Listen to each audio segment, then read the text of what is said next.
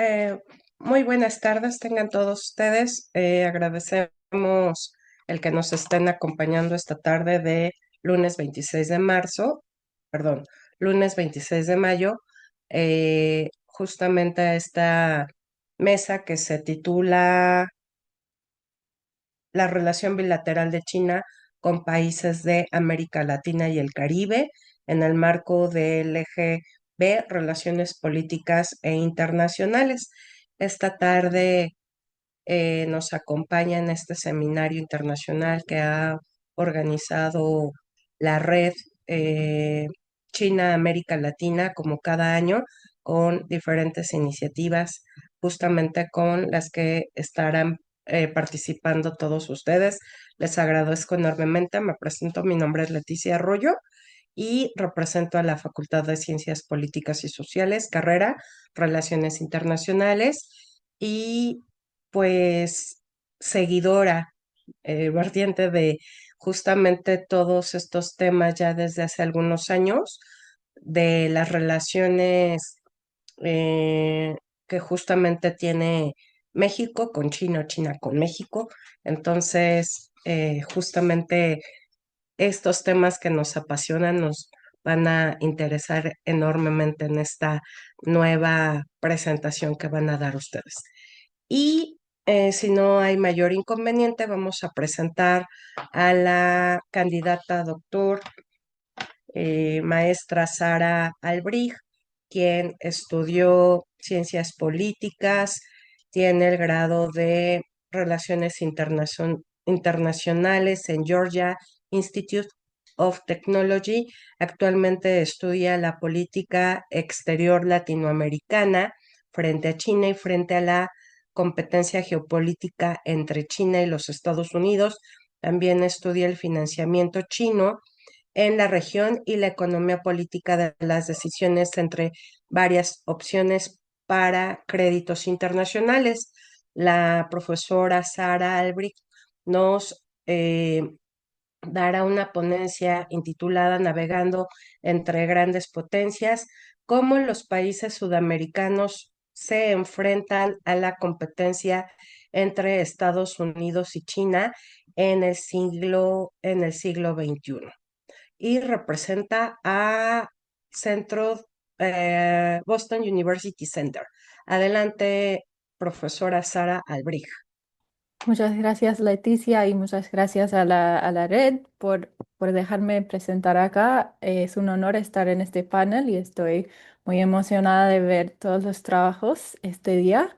Bueno, sí, mi nombre es Sara, soy candidata a doctorado en Ciencias Políticas en la Universidad de Boston y lo que voy a presentar hoy es mi tesis doctoral, que de hecho entregué el viernes, así que bueno, estoy emocionada y espero que tengan comentarios, preguntas. Em, bueno, empiezo. La tesis tiene dos objetivos. Primero es describir las políticas exteriores de varios países de Sudamérica frente a la competencia entre Estados Unidos y China. Y segundo, explicar las decisiones a través países escogen entre varias opciones de política exterior. Entonces, la primera pregunta de investigación es cómo se enfrentan los estados pequeños, en este caso estados sudamericanos, a la competencia entre Estados Unidos y China. Lo que he encontrado en mis investigaciones es que hay varios modos de no alineamiento y eso defino cómo un estado decide posicionarse entre dos potencias, que incluye primero su comportamiento y segundo su retórica. Entonces hay dos elementos en estas estrategias.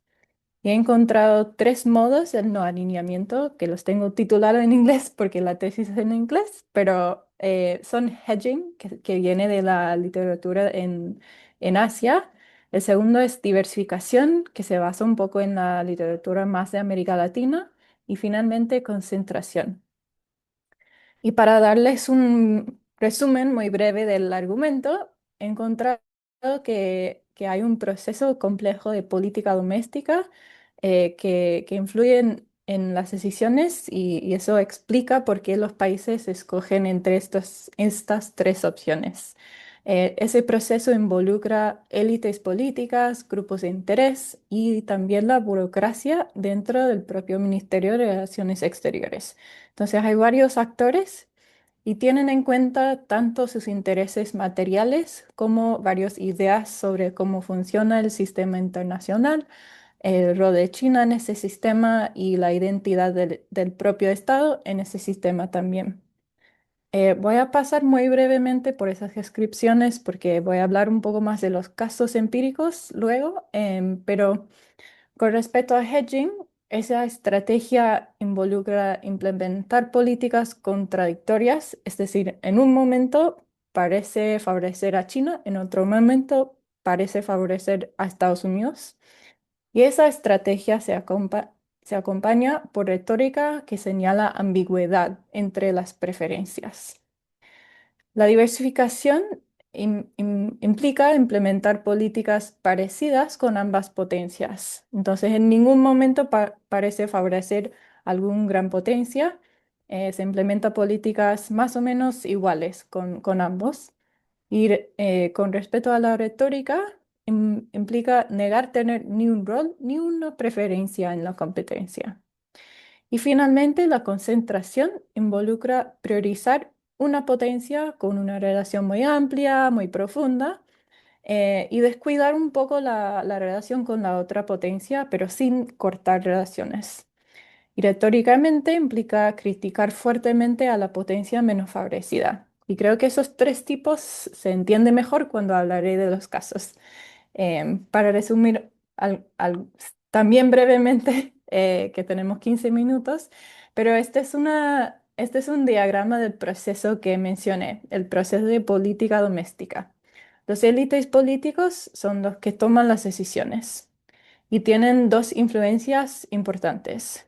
Primero, sus ideas sobre cómo funciona el sistema internacional, si entienden si el sistema es de suma cero o de suma positiva, y también ideas de China, si es una amenaza de seguridad o si es más una oportunidad.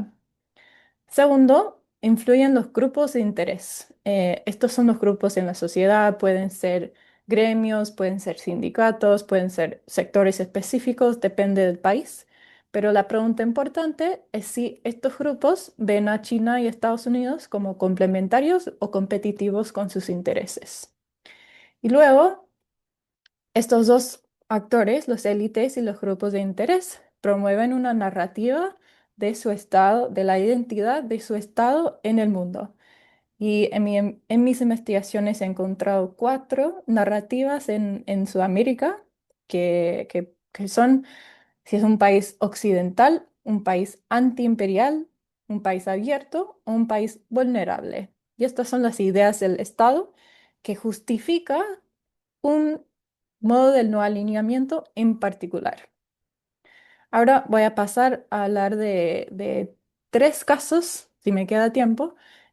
Para la tesis estudié Chile, Argentina y Ecuador, y dentro de cada país estudié tres gobiernos. Hoy solo les voy a hablar a uno de ellos en cada país, porque no me queda tiempo para hablar de todos. Pero voy a hablar de un caso de cada estrategia, cada de esas tres que mencioné. Y voy a presentar alguna evidencia de entrevistas y de documentos que estudié. Bueno, primero estudié a Chile, que ha implementado una política de diversificación a través de varios gobiernos. Ha sido muy estable a lo largo del tiempo, tanto durante el gobierno de Bachelet, de Piñera y de Boric. Y esa estrategia de diversificación, Chile tiene relaciones de alto nivel con Estados Unidos y con China y visitas presidenciales. Estas relaciones son muy bien institucionalizadas. Hay reuniones bilaterales en varios temas y también las relaciones con China y Estados Unidos cubren temas de política, económica y seguridad. Entonces son muy amplias las relaciones con ambas potencias. Retóricamente, hay una clara línea de que Chile, como dijo un entrevistado, Chile no es ni parte ni víctima de la competencia entre grandes potencias. Entonces, Chile no está escogiendo un lado y tampoco tiene un rol en la competencia. Esa política viene de un proceso específico de ideas, intereses y narrativas. Ahora les voy a dar unos ejemplos de evidencia de por qué salió esa política. Con respecto a las ideas, las élites políticas en Chile no ven a un sistema de suma cero, ven a un sistema internacional como un juego de sumas positivas. Aunque obviamente reconocen que hay competencia, no ven que es una nueva guerra fría, no hay que escoger, es suma positiva. Segundo, ven a China como una oportunidad económica, no como una amenaza de seguridad. Un entrevistado me dijo que Chile, con respecto a China, rechazaría la idea de que todas las relaciones económicas tienen implicaciones para la seguridad. Entonces, solo por comerciar con China o tener inversiones chinas no implica que haya amenazas de seguridad. Con respecto a los grupos de interés, los grupos más importantes y más poderosos en Chile son los exportadores de commodities, metales, sobre todo cobre, frutas y pescado. Y esos grupos ven a China como muy complementario con sus intereses. Venden la mayoría de sus productos a China, es un mercado extremadamente importante y además de eso, estos grupos trabajan con el gobierno a los niveles más altos. Eso es lo que me dijo alguien del gobierno propio. Entonces, tienen intereses en seguir cooperando con China y el gobierno toma en cuenta esos intereses. Entonces, estos grupos sí tienen influencia en la política. Finalmente, hay una narrativa muy clara en Chile de que el Estado es un Estado pequeño y abierto al mundo. Entonces, Chile está abierto a todo tipo de cooperación, que sea con China, con Estados Unidos, con Japón, quien sea. Están abiertos a todos. Y con respecto a China específicamente, hay una narrativa de que Chile es un país puente hacia el Asia-Pacífico desde América Latina. Entonces, es una puerta para que China llegue a América Latina. Entonces, todos estos componentes contribuyen a que Chile ha implementado una estrategia de diversificación a través del largo de tiempo. Ahora, pasando a Argentina. Voy a hablar del gobierno de Mauricio Macri. Argentina y luego Ecuador han tenido mucho más cambios en sus políticas, entonces no puedo hablar de un gran estrategia a lo largo del tiempo en estos países, pero el gobierno de Macri es un ejemplo de la estrategia de hedging. Y con eso quiero decir que después de los gobiernos de Cristina Fernández de Kirchner, quien concentró mucho en China, el gobierno de Macri renovó la cooperación con Estados Unidos, entonces amplió la relación, reinició reuniones bilaterales, pero a la vez intentaron tener una relación menos amplia con China. Entonces bajaron el nivel un poco de la cooperación, pero es importante que no cortaron la relación con China. Retóricamente era muy interesante porque era retórica muy imprecisa, como política exterior multidireccional, sin especificar cuáles eran las direcciones. Y también con la política exterior económica, esa frase de inserción inteligente también usaron. Entonces, esas frases indican una retórica imprecisa, inconcreta, que es característica de la estrategia de hedging. También esto resultó de un proceso específico. Acá vemos que en el gobierno de Macri sí vieron a China como quizás una amenaza de seguridad, que se diferenció mucho de los gobiernos de Chile y también hubo una narrativa diferente del Estado. También el gobierno de Macri vio al sistema como un juego de suma positiva. Por ejemplo, un documento describió al mundo como abierto e integrado, pero con respecto a China, vieron una dualidad de oportunidades económicas y también preocupaciones de seguridad. Por ejemplo, en las inversiones grandes en infraestructura, en la estación de observación espacial en Neuquén, pero vieron también oportunidades. Entonces, China era un tema más complicado para ellos. Y eso tiene que ver con los grupos de interés también. Como en Chile, hay varios grupos del sector privado que exportan a China. Y en Argentina estos son sobre todo de carne vacuna y de soja. Quieren seguir exportando a China, entonces no tienen intereses en cortar con China, en limitar la cooperación con China, aunque los élites políticos sí lo tuvieron con respecto a esa idea de seguridad. Pero lo que pasó es que en el gobierno de Macri, la mitad del Ministerio de Agricultura vinieron del sector privado. Antes eran representantes de gremios de agroexportadores, entonces ese sector tuvo mucha influencia en la política exterior de Macri. Y eso se vio un poco en el clash de narrativas, ¿no? Porque llegaron las élites políticos con una idea de que Argentina era un país occidental, de que tenían sus socios tradicionales en Estados Unidos y Europa. Pero una vez que llegaron al gobierno con una retórica criticando, cuestionando a China, China cortó las importaciones de aceite de soja de Argentina, que impactó mucho a los grupos de interés que tenían mucho poder en el gobierno de Macri, y luego salió un poco más esa idea de que Argentina era un país intermedio sobre el cual grandes países pueden poner presión. Entonces esa idea de ser vulnerable como un país más pequeño salió más importante y provocó una política de hedging. Ahora pasando a Ecuador, el gobierno de Rafael Correa era un ejemplo claramente de una estrategia de concentración en China y criticando a los Estados Unidos. Hubo un gran acercamiento con China durante estos 10 años.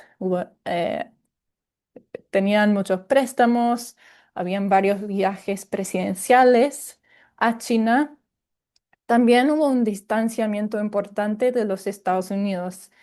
Cortaron visitas, en algún momento echaron al embajador, echaron al Banco Mundial. Entonces hubo un distanciamiento importante, pero no cortaron relaciones enteramente.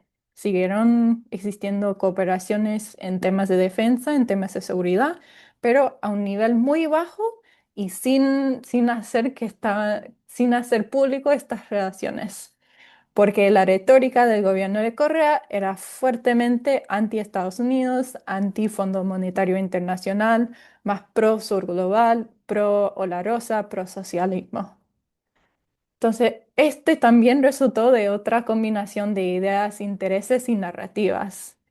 Vemos que el gobierno de Correa vieron un sistema más de suma cero contra los otros gobiernos que hemos hablado, pero no vieron a China como una amenaza de seguridad.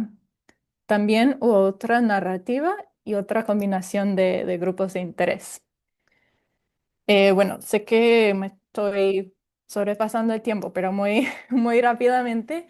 Estos eran sus ideas. Vieron a un sistema de suma cero.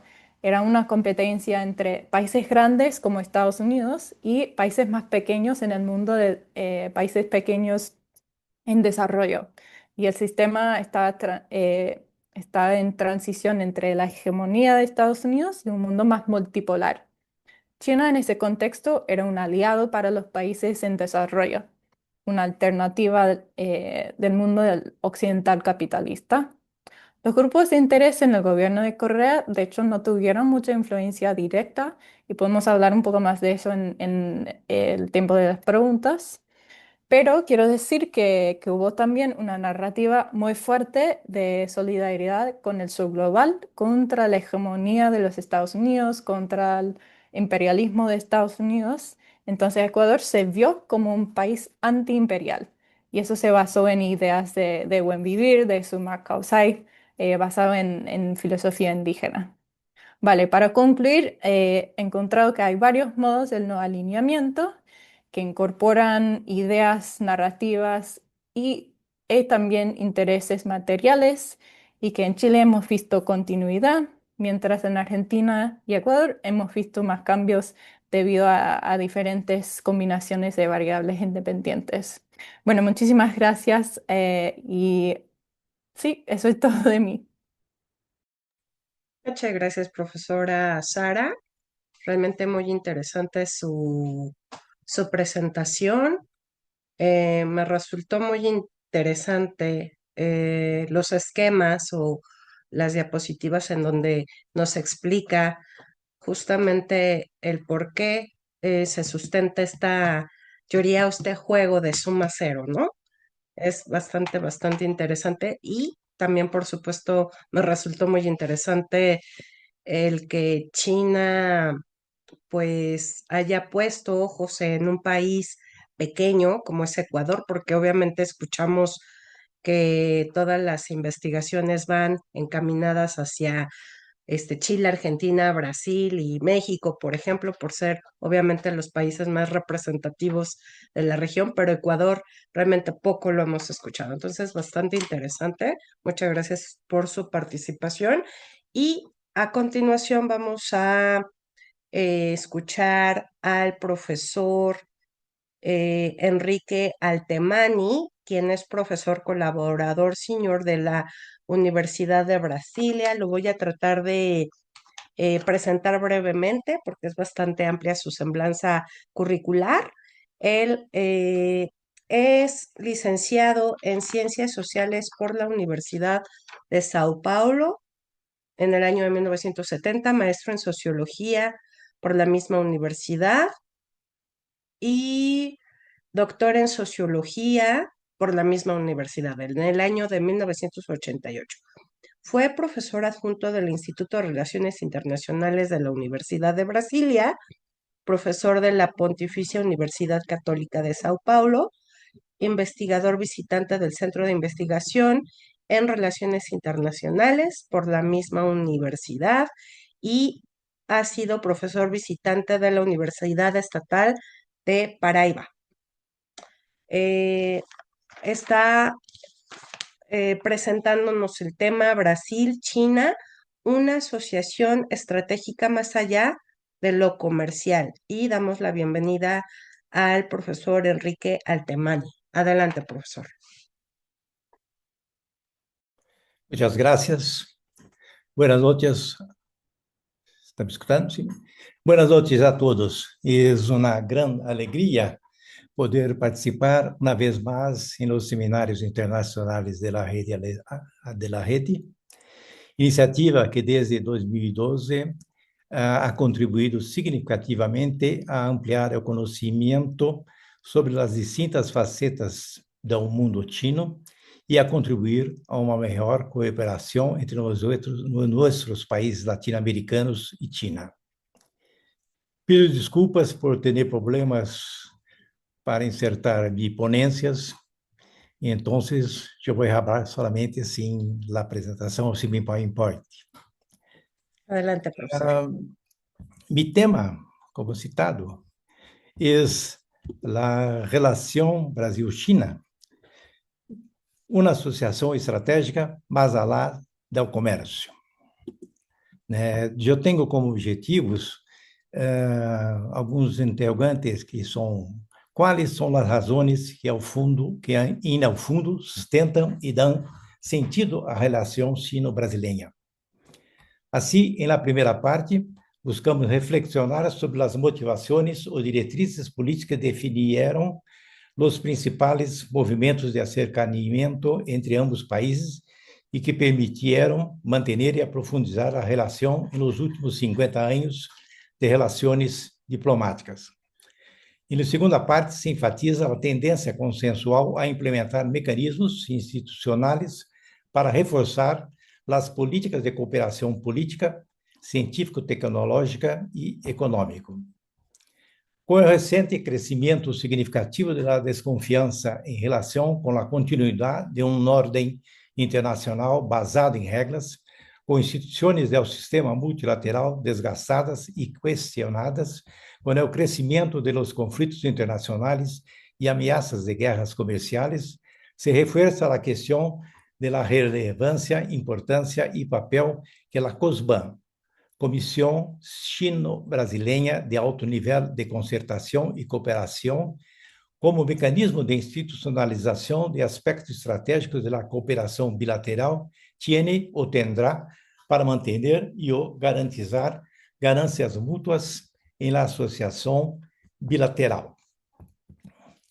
Qual foi a base para o estabelecimento de relações diplomáticas em China e Brasil em el 15 de agosto de 1974. Dois países com sistemas e valores completamente diferentes, que motivou o anúncio e estabelecimento da Associação Estratégica Brasil-China em 1993, que significam os esforços conjuntos para uma institucionalização singular da relação bilateral, es decir, uma institucionalidade que o Brasil não tem com nenhum outro sócio, representada por COSBAN, por los diálogos estratégicos. Pensando nas políticas exteriores de Brasil e China, ambos tinham um objetivo básico: desenvolvimento econômico e inclusão social. A principal diretriz política básica de suas políticas externas é a autonomia. Autonomia no sentido de maior margem de maniobra na definição de estratégias para promover os interesses nacionais e a inserção internacional, não como aislamento, sino como capacidade de participar e influir em questões globais. Ambos apresentavam a política exterior como um instrumento de política nacional de desenvolvimento, otorgando-lhe o caráter de segurança nacional. Uma análise mais detalhada de suas políticas exteriores mostra uma notável similitude.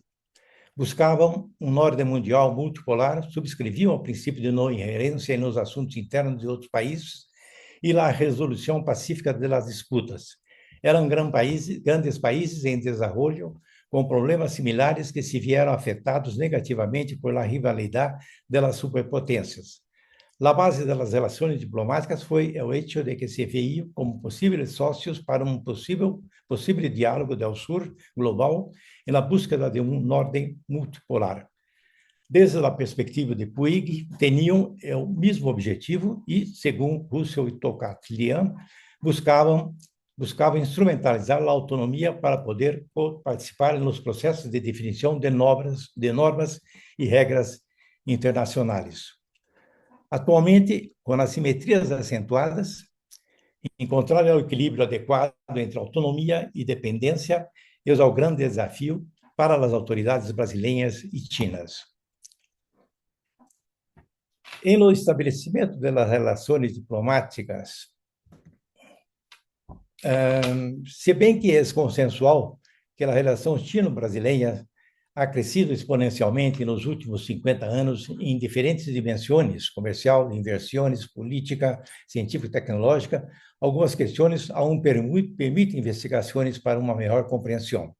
Quais foram os principais fatores que fizeram possível o estabelecimento de relações diplomáticas em 1974? Eram dois estados com sistemas políticos e valores diferentes, com o Brasil bajo um governo ditatorial profundamente anticomunista, com a decisão não consensuada, enfrentando a resistência de parte das Forças Armadas e de setores conservadores da sociedade brasileira. China buscou reconhecimento e inserção internacional e mostrava interesse em conhecer melhor a experiência brasileira de desenvolvimento, combinando autonomia, especialmente em sua posição de distanciamento do líder do mundo ocidental, e universalização como resultado da prática da isenção ideológica.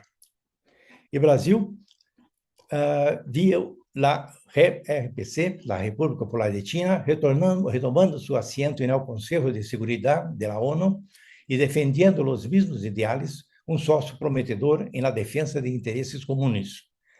Para a política exterior brasileira, com forte presença em fortes multilaterais e ênfase na tese do terceiro mundo, o acercamento à China era essencial para dar credibilidade e legitimidade à ação brasileira.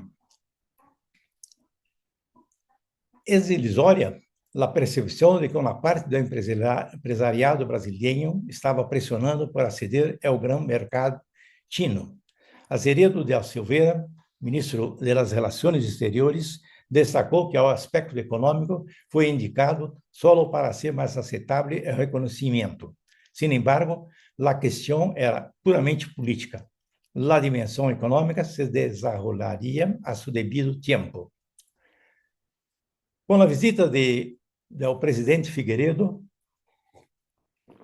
em 1984, se confirmou a vontade política mútua de cooperação tecnológica na firma de acordos entre o Conselho Nacional de Desenvolvimento Científico e Tecnológico e as áreas científico-tecnológicas de China. Bisozeiro e Raggio argumento que a cooperação científico-tecnológica foi a base inicial do acordo de associação estratégica, criando um precedente para a cooperação Sur-Sur. De la cooperação inicial em ciência e tecnologia, passaram às relações comerciais e, mais tarde, à política internacional.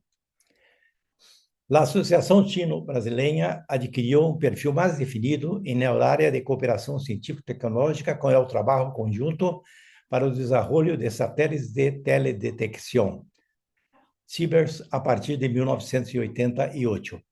O projeto de cooperação espacial se tratava de um modelo de cooperação Sur-Sur não existente até este momento, nenhum outro projeto de cooperação similar entre países em desenvolvimento, nem tampouco em la cooperação Norte-Sur. A Associação Chino-Brasileira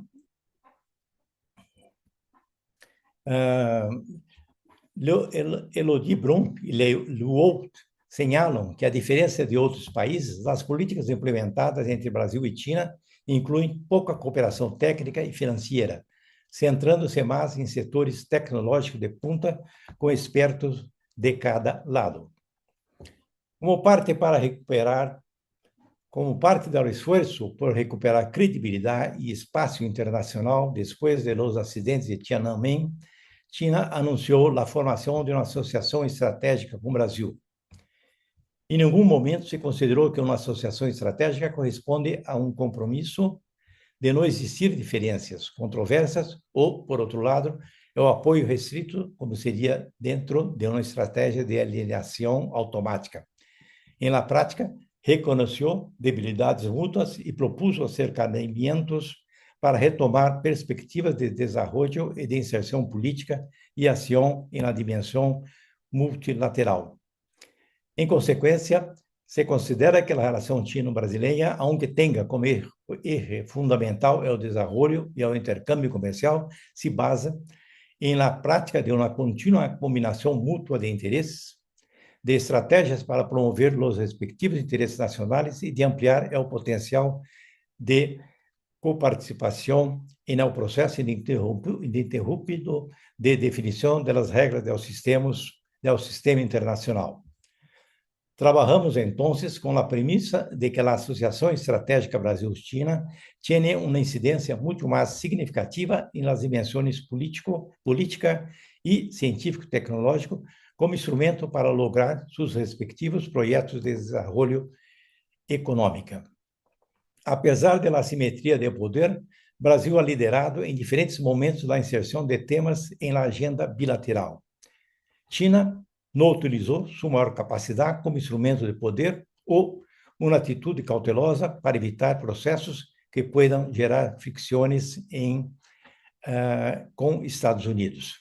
A criação, em 2003, do G20 comercial e no seno da OMC, a proposta de 2004 de criar a Comissão Sino-Brasileira de Alto Nível de Concertação, a COSBAN, e o início dos diálogos em 2006 para a institucionalização dos BRICS, foram iniciativas com o objetivo de fortalecer as políticas de cooperação. São dois países com filosofias similares respeito da governança global e que han estabelecido uma cooperação a largo prazo em diversos mecanismos multilaterais. Cabe señalar que o status de China como uma fábrica global só começou a ter sentido no presente siglo. Assim, é pertinente a afirmação de Horta de que a relação de Brasil com China, em comparação com outras nações em desenvolvimento, pode considerar-se uma exceção. Mientras China colaborou com o Brasil em áreas de tecnologia avançada, satélites e propulsão de corretes, Brasil colaborou em áreas como teledetecção, perfuração em águas profundas, aviação e ciência agrícola. Horta também señala que, hasta 2005, a IED brasileira em China era maior que a de China em Brasil, pero com a tendência de de crecimiento de la IED China después de 2007.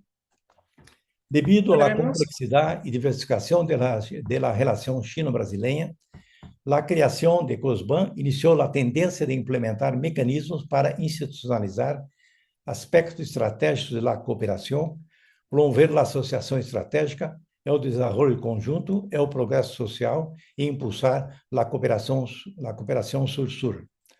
Concebido sobre la base de 4 princípios rectores: fortalecer a confiança política mútua, é o intercâmbio econômico e comercial com benefícios mútuos, promover a cooperação internacional com foco em la coordenação de negociações e promover o intercâmbio entre sociedades civis. ¿Podemos concluir, profesor, por favor?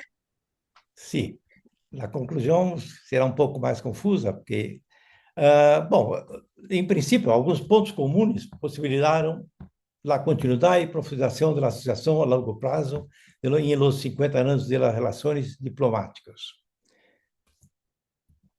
A definição da associação estratégica refletiu a expectativa de fortalecimento da ação conjunta em la búsqueda de melhores condições políticas para a continuidade dos respectivos processos de desenvolvimento, sendo que a associação com Rússia ha sido em 96 e com os Estados Unidos em 97. Cabe señalar,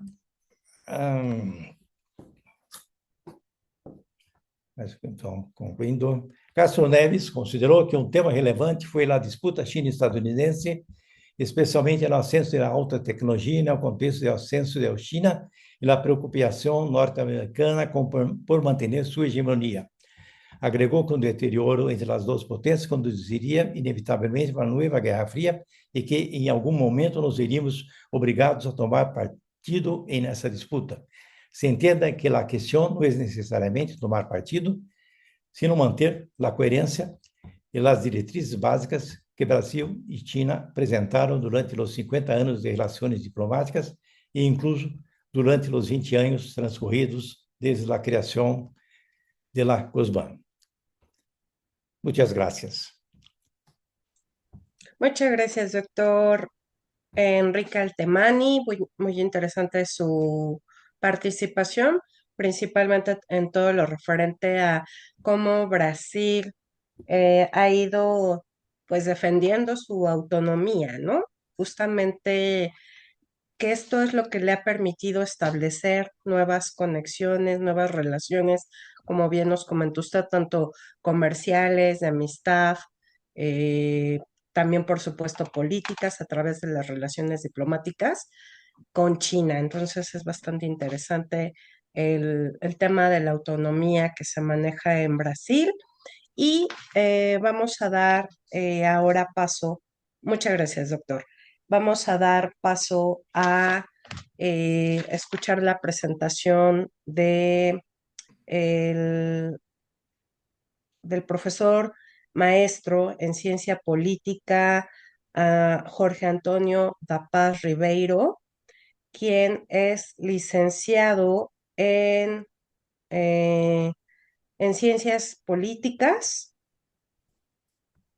Eh, Su principal tema de investigación es justamente la presencia económica y político-diplomática de China con América Latina y se ha centrado principalmente en las relaciones que se ha establecido con Brasil y Chile. Este ha sido justamente un tema que ha ido investigando en todos estos años y justamente a partir del año 2019 ha ido estudiando China, Brasil, las relaciones China-Brasil con proyectos de iniciación científica, tema que también ha ido presentando en diversos eventos académicos. Él representa la Universidad Federal da Bahía de Brasil y nos va a hablar acerca del tema de las relaciones económicas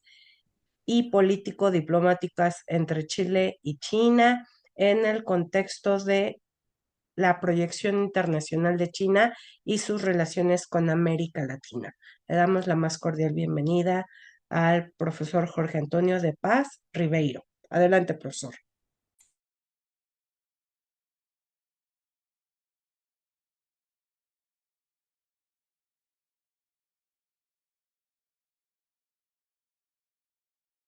Olá, olá a todos. Mi audio está bueno? No, no se ve aún. Ahí está. Listo, Ok. profesor. Mi presentación es visible para todos. Sí, adelante. Muy bueno. Estimados colegas, es un honor presentar mi trabajo en este seminario.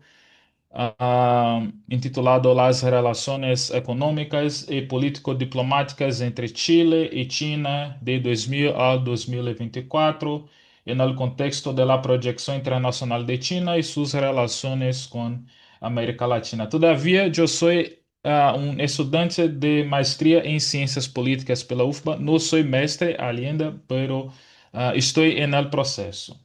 Ah, para dar início a essa apresentação, vou falar rapidamente de los aspectos desta investigação. Eu tenho trabalhado desse tema desde 2019 em projetos de iniciação científica. Eu tenho realizado apresentações em los congressos de la ALAS, Congresso Latino-Americano de Sociologia. Ha apresentado esse trabalho também aqui em la UFBA, em los congressos de la universidade, e em seminários da Associação Brasileira de Relações Internacionais. Este proyecto cuenta con el apoyo de la FAPESP, de la Fundación del Apoyo a la Investigación del Estado de Bahía, y también del programa de posgrado en Ciencia Política aquí de la UFBA. Rapidamente, o objeto central deste estudo são as relações econômicas e diplomáticas entre Chile e China. Em las últimas 2 décadas, analisamos estas dinâmicas no contexto de la proyección global de China e sua crescente presença em la região sudamericana e, mais ampliamente, la América Latina. Mi objetivo es estudiar em profundidade as relações sino-chilenas neste período de 24 anos, considerando a política interna e externa de Chile e China. Minha metodologia, eu tenho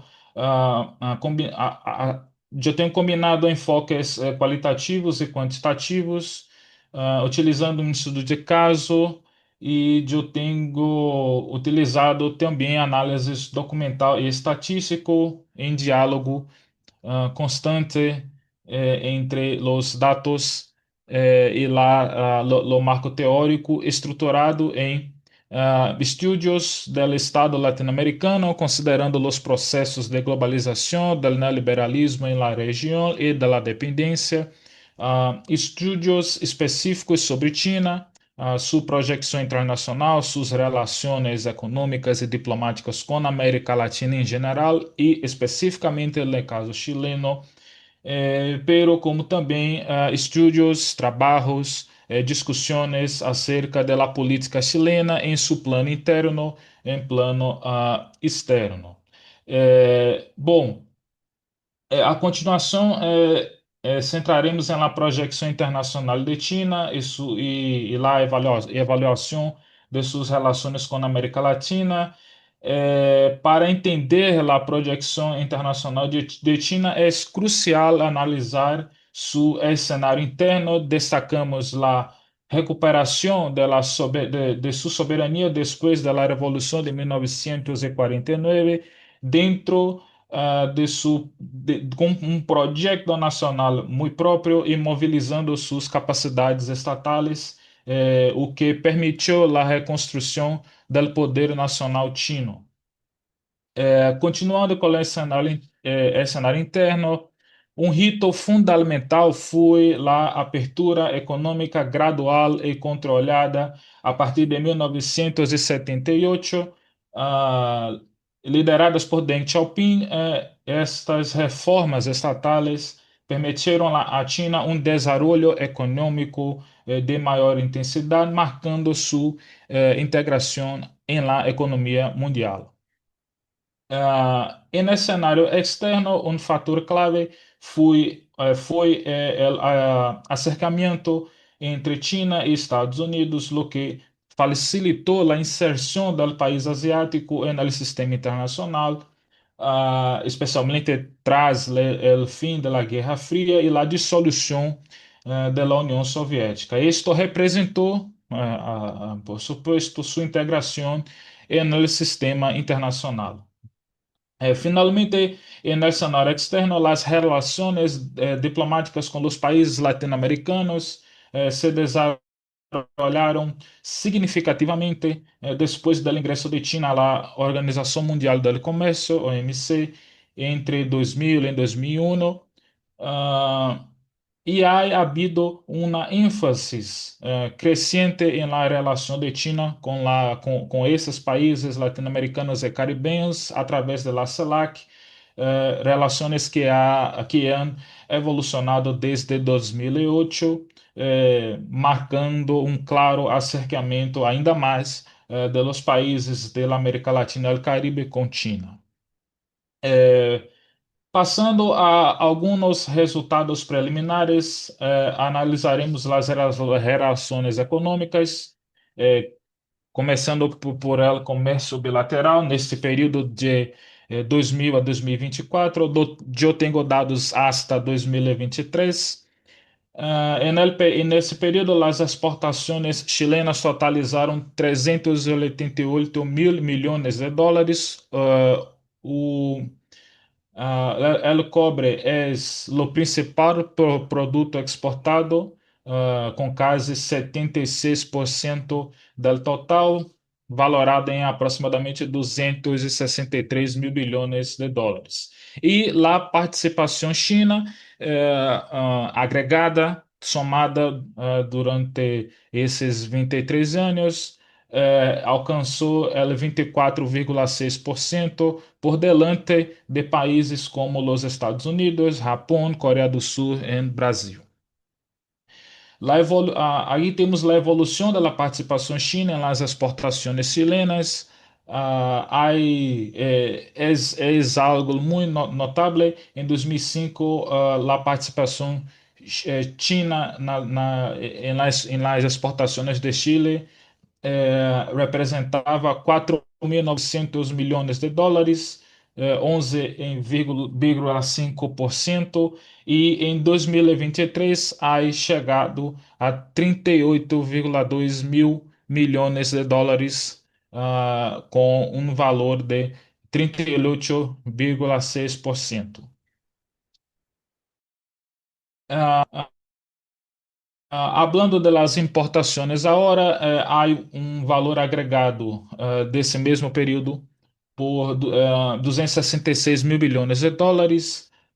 Os principais produtos importados incluem equipamentos de radiodifusão, computadoras, automóveis. Portanto, uma agenda muito diversificada, e a participação china nesta operação ha alcançado 19,8%, delante de países como Brasil, Argentina, Alemanha, Peru, ainda detrás de los Estados Unidos, que detêm 20%. La evolução de la participação china em las importações de Chile ha também crescido, ha saltado de los 9,4% em 2005 para 23,4% em 2023, uma evolução muito consistente.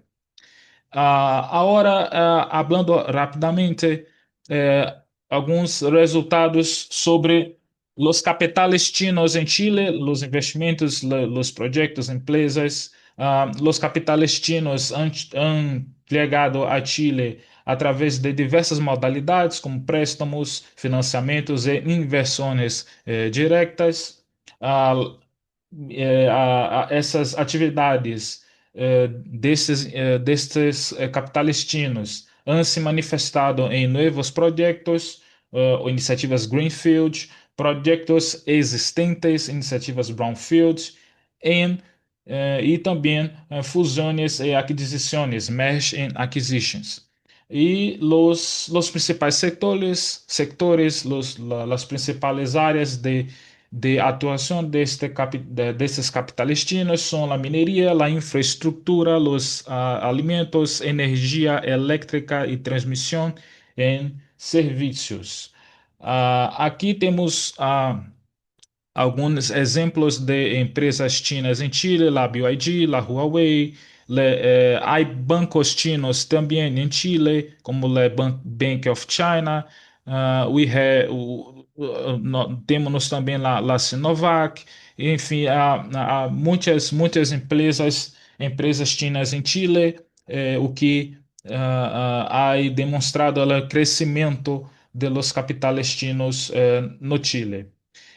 Aqui há uns exemplos, há aí 61 milhões de la BYD para exploração de lítio em 2021. Há uma joint venture de la China Min Metals com la estatal del cobre chilena Codelco para exploração del cobre, inversões de 550 milhões. Há 100 milhões de la Huawei para a construção de um centro de dados em 2019. Há um investimento muito grande da la Tianqi Lithium, que realizou a aquisição de 25% da SQM, que é uma empresa estatal chilena do setor mineral. E eh, além, além das relações econômicas, temos também alguns resultados das relações diplomáticas. Entre os hitos diplomáticos, em 2001, Chile apoiou o ingresso de la China ao OMC. Em 2005, bajo governo Ricardo Lagos, se firmou o Tratado de Libre Comércio entre ambos os países. Outro momento crucial foi a visita do presidente Xi Jinping a Chile em 2011, elevando as relações ao nível de associação estratégica. Enfim, há muitos outros resultados, o que há demonstrado uma profundização, né, das relações, um crescimento das relações entre Chile e China. Peço perdão por ter ultrapassado o tempo. Muitas graças mais uma vez pela oportunidade de falar com vocês aqui. Muchas gracias, profesor Jorge Ribeiro. Muy interesante su presentación. Realmente sí me llamaron la atención varios datos, principalmente cómo justamente ha ido creciendo esta relación entre China y Chile gracias a un muy buen manejo de las importaciones y las exportaciones y que usted con alguna diapositiva que por ahí vi hace un balance justamente de cómo se da esta evolución, ¿no? Justamente desde eh, el año 2000 y nos muestra ahí los datos y los porcentajes y las cifras, las fechas y luego se va al año 2005 y luego al 2010, 2015 y así sucesivamente. Y como bien usted mencionó, no llego hasta el 2025 porque no hay obviamente todavía tanta información, pero trata de llegar hasta el 2023, 2024 para tratar de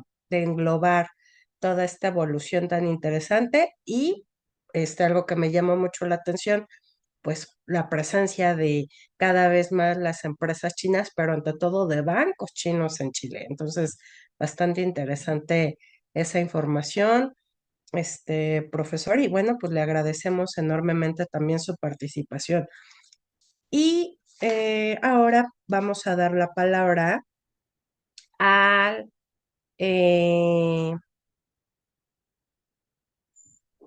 estudiante de doctorado, licenciado en Administración de Empresas, Víctor dos Santos Bueno. Está estudiando el doctorado, es licenciado en Administración de Empresas por la Universidad de Sao Paulo también. Hizo su intercambio académico en negocios internacionales y relaciones internacionales en Medellín.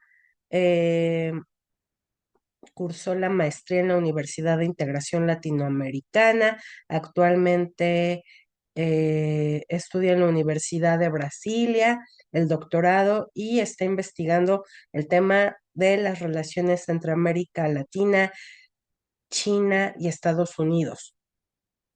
Ahí, bueno, actualmente tiene su adscripción en la Universidad de Brasilia.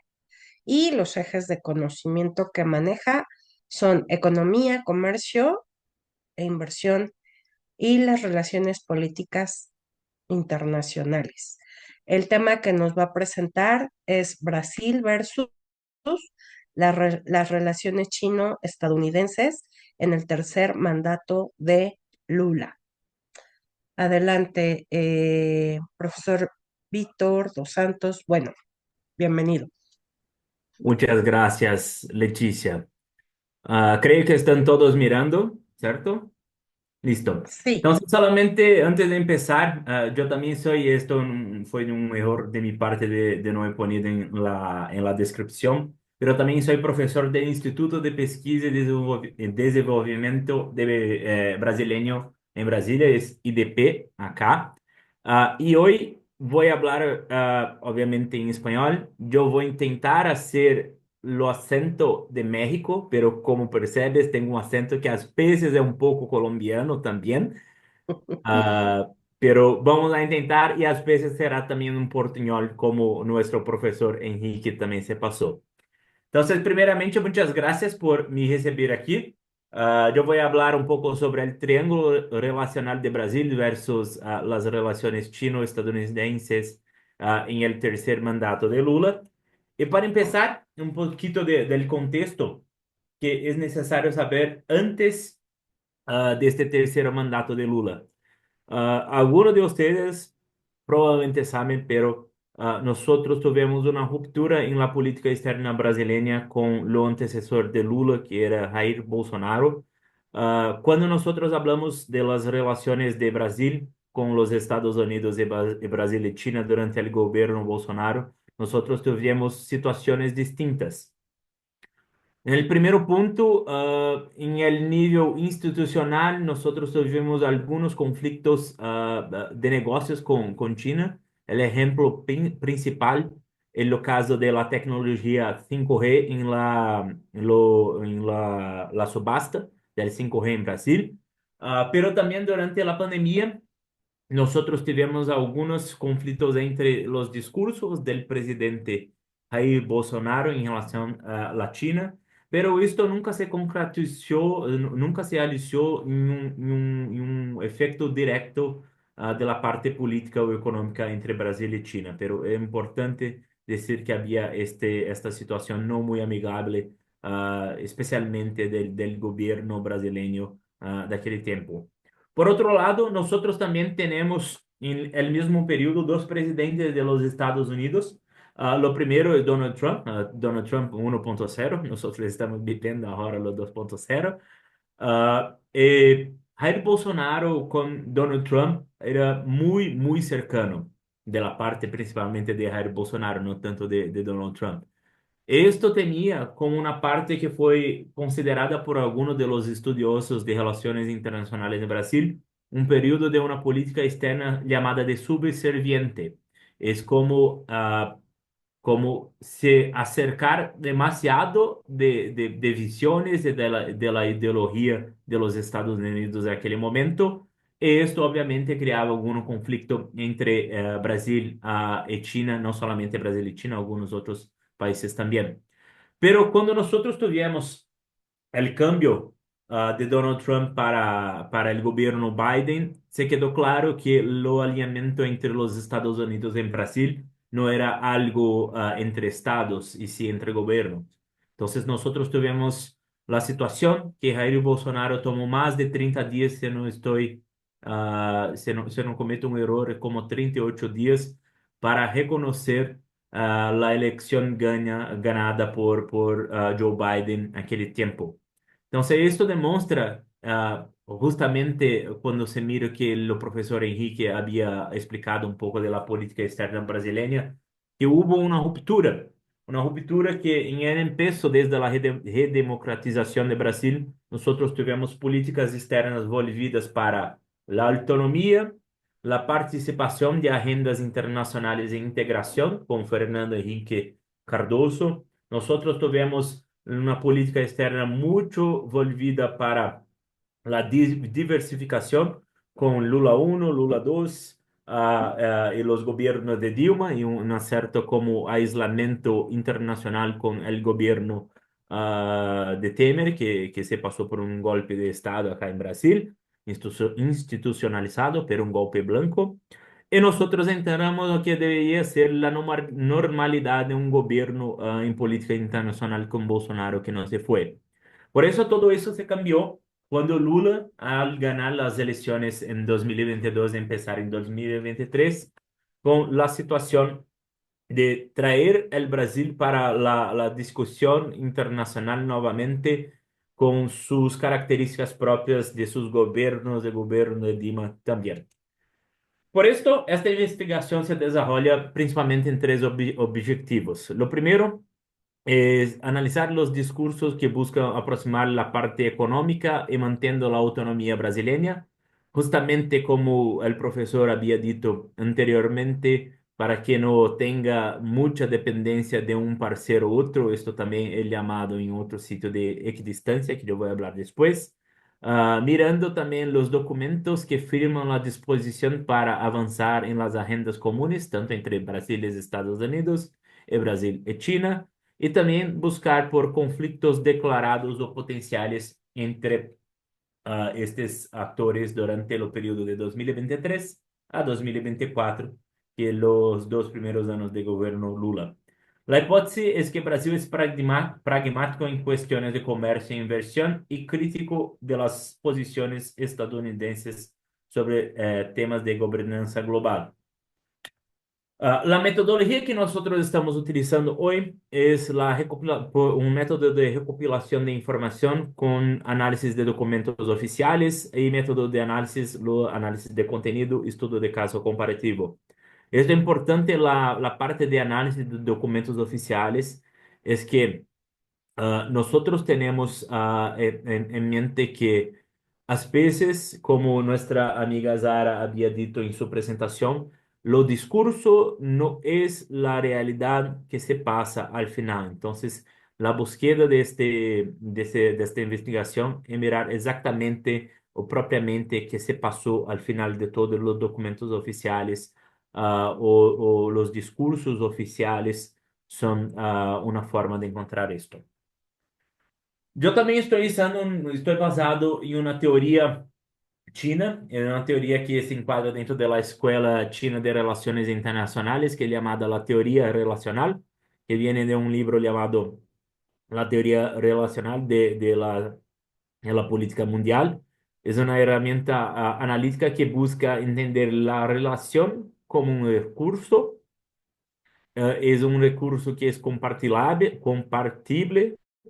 es intercambiable y crece con el uso. Quiere decir que una vez que yo tengo acceso, por ejemplo, a China o Estados Unidos y las dos partes tengan alguna dificultad, yo puedo compartir este contacto, yo puedo poner otras partes acerca de esta relación y también con eso se tornar intercambiable y obviamente la presencia del uso de esta relación va a crecer con la acreditación del Brasil, por ejemplo, como un ente, un agente que puede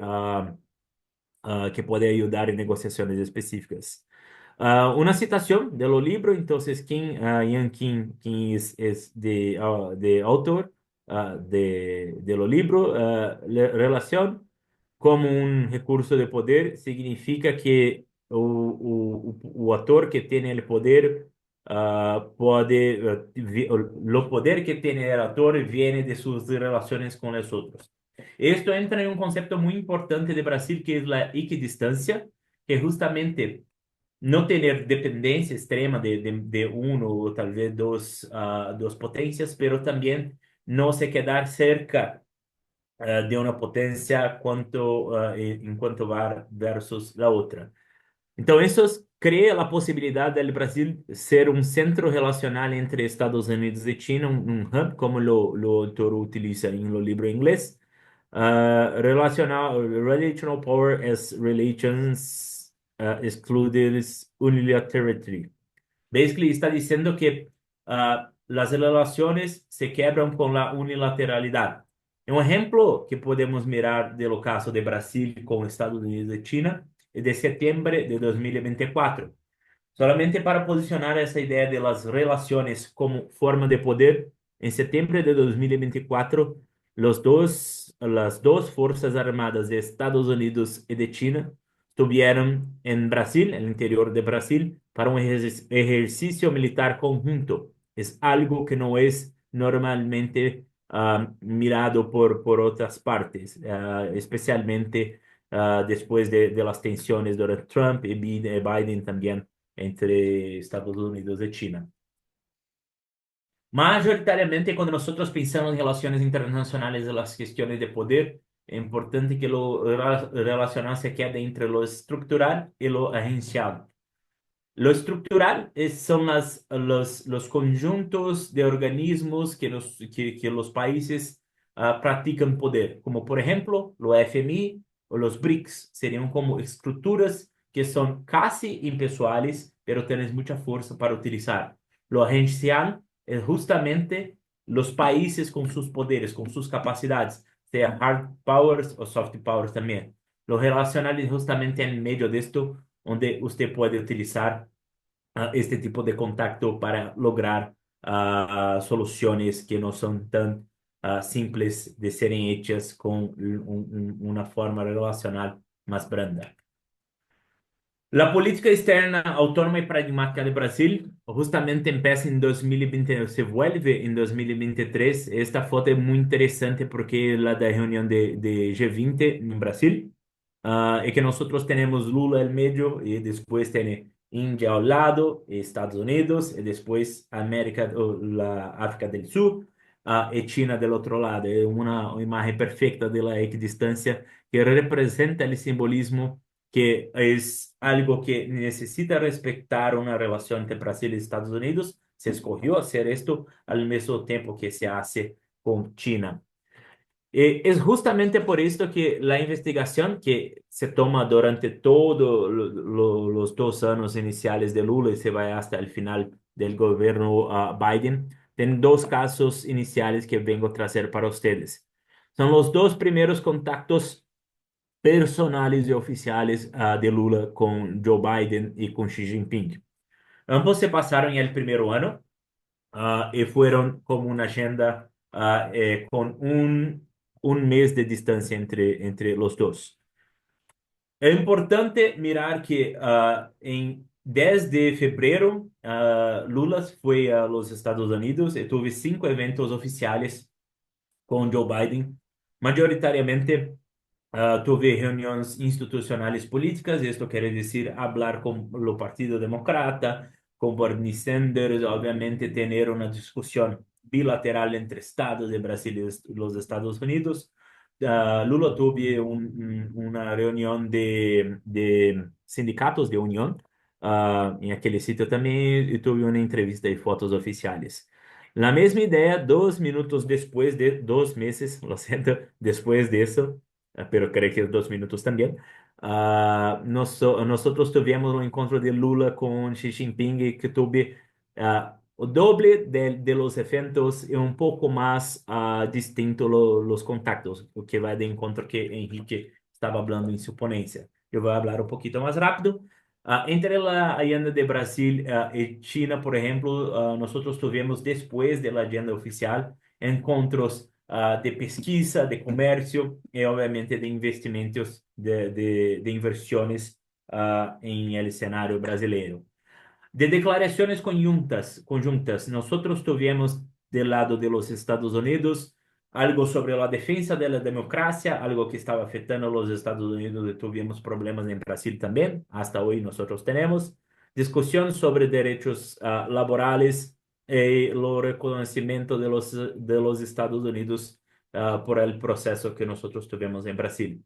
Por el lado de la República de la China, nosotros tuvimos 49 puntos. Yo traje apenas algunos de ellos, pero la reforma de ONU, política de China, multilateralismo, Agenda 2030, agricultura y apertura de mercados, cambio, uso de monedas nacionales, transiciones energética, entre otros puntos, que empieza a mostrar que Enrique había traído, que no es solamente comercial y hay seguramente una distinción de tratamiento de Brasil con Estados Unidos y Brasil con China, o por lo menos Brasil con o Lula con Joe Biden y Lula con Xi Jinping.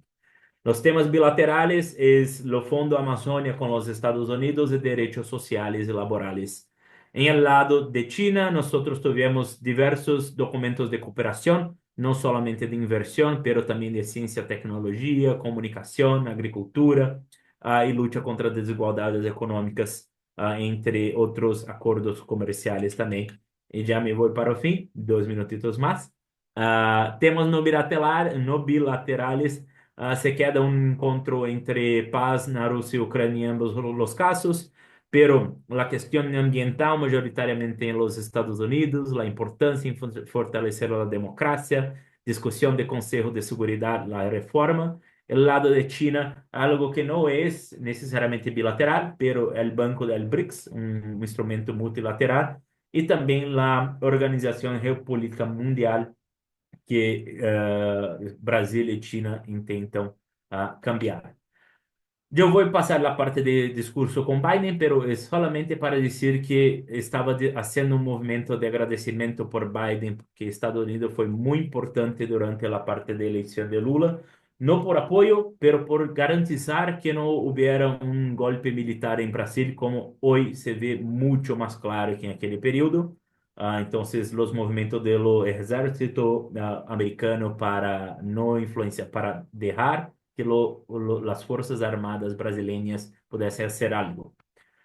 Por fin, solamente las conclusiones parciales, las primeras reuniones bilaterales con Lula, de Lula con sus principales socios fueron muy diferentes. Los Estados Unidos son temas más comunes al observar los escenarios internos, domésticos de cada país. Con China fueron más plurales, tuvieron efectos más prácticos, con acuerdos, cooperaciones, memorandos de entendimiento con diversos focos.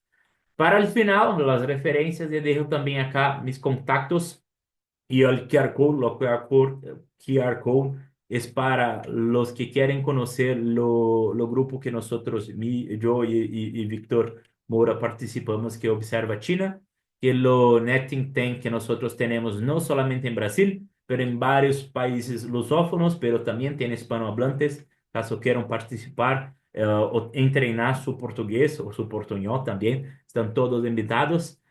Lo siento por pasar un poco del tiempo y muchas gracias, Leticia, por su conducción. No, muchas gracias a usted, profesor Víctor Bueno. Realmente, sin lugar a dudas, también una presentación muy interesante.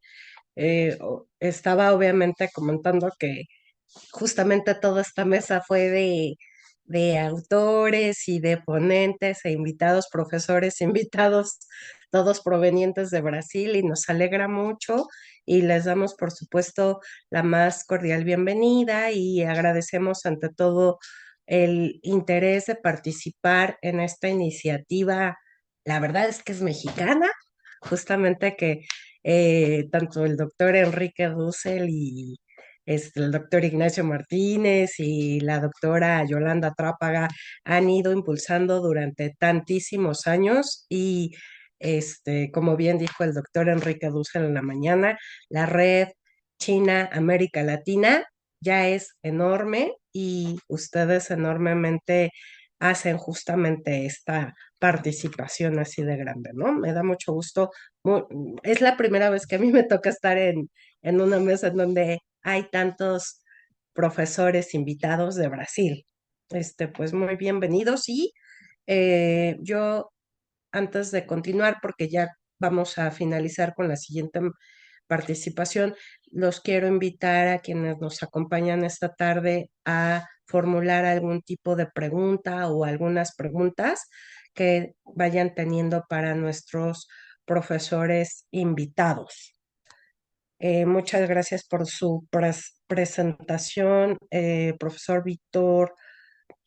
Bueno, realmente se me hizo súper interesante el tema cuando escucho lo pragmático que es Brasil y que obviamente ahí tiene una gran similitud con China, cuando se trata de hablar de negocios, de comercio, de empresas, de dinero, es en donde realmente vemos por qué ha estrechado tanto los lazos con un país sudamericano, ¿no? Tan importante como Brasil, probablemente un mensaje que nos faltan a muchos otros más, no lo sé, es cuestión de ir adquiriendo mayor conocimiento, ¿no? De todo este buen manejo que han tenido Brasil y China. Muchas gracias, profesor. Y bueno, ahora vamos a dar la palabra al profesor Víctor Domínguez de Moura, pero lo presento brevemente. Él es miembro del proyecto Nueva Generación del Club de Discusión Balday. Es especialista residente en Observa China, vicepresidente de la Asociación de Estudiantes de la Iniciativa de la Franja y de la Ruta y director del departamento BRICS. Es candidato a maestría en Relaciones Internacionales en la Universidad de Tisiwa y cofundador de Lantau, director de la Asociación Empresarial Brasil-China. Nuevamente nos va a hablar acerca de estas iniciativas que ha ido impulsando Brasil con China. Y bueno, ha sido un joven investigador especialista en el mecanismo BRICS, las interacciones del sur global y las relaciones de Brasil con China, y nos va a hacer una pequeña presentación acerca de Global Security Initiative en Brasil, China's IMAGE Challenge and the Need for Regional Strategies. Así se llama su presentación. Por supuesto que él nos va a hacer una presentación en inglés, si no me recuerdo, profesor, y con mucho gusto, bueno, si se presentan preguntas, acá estamos ya para estar concluyendo con esta participación. Adelante, adelante, profesor Víctor Moura. Bienvenido. Bueno, muchas gracias, profesora. Primeramente, perdón por hacer la presentación en inglés. Este es un artículo que yo he escrito en chino, traslado al inglés después, entonces para hablar español un poco más complejo. Pero después, si quiere hacer la pregunta en español, todo está bien. Entonces, muchas gracias a la profesora y a la red por la oportunidad. Creo como brasileña que está en China a más de 10 años, es muy importante esa interacción con América Latina. Entonces, si puedo ayudar con algo, las puertas están abiertas. Muchas gracias. Muy amable. Okay, so we can start. Can you guys see my PPT, my PowerPoint? Sí. Adelante. Sí. Bueno, this is an article I actually wrote. It's a much simpler piece than most of my colleagues already presented. This is from the Chinese perspective, an article I wrote last semester here at Tsinghua about how China needs to adapt its strategies if it wants to be seen as a more credible and reliable world leader in terms of security. So basically, this is from the Chinese perspective.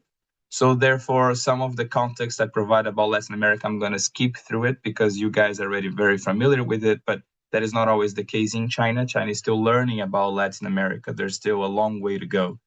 And I just want to present a little bit of what China is thinking in this respect. So I'm going to briefly introduce and talk about, touch on the problem. Then I use Brazil as a case study, as me as a Brazilian myself is, of course, is the easiest way to go. Then I'll basically provide my own, humbly provide some recommendations on how China can better engage with Brazil to increase relations and its perception, its image problem when it comes to itself as a country and as a leader.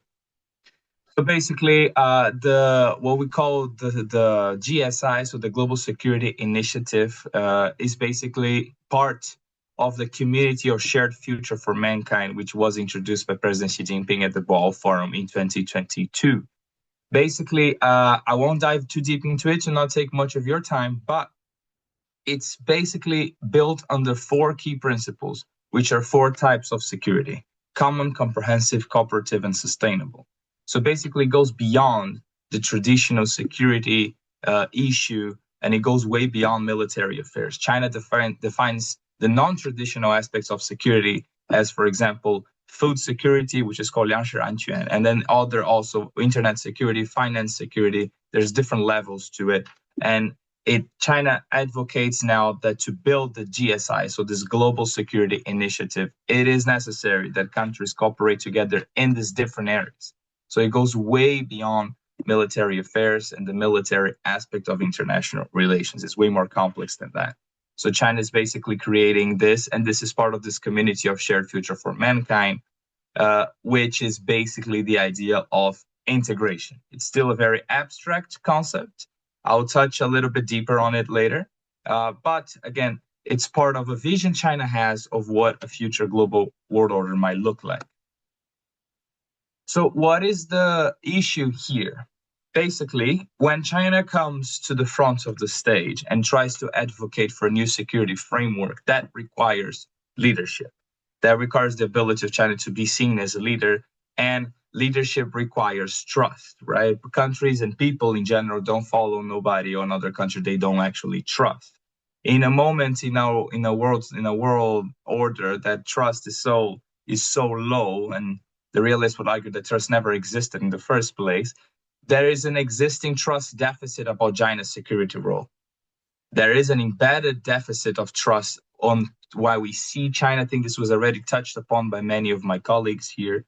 And what is different and what I want to touch here is this trust deficit towards China is generated by different reasons in different regions and different countries. So the reason why, let's say, the Philippines or Vietnam might mistrust China's intention, or India, are different from the reasons that Brazil might mistrust China or other countries in Latin America. This difference of the origins of this trust deficit must be addressed if China wants to be seen as a credible partner and a credible leader and promote its own, let's say, security framework as it is trying to do.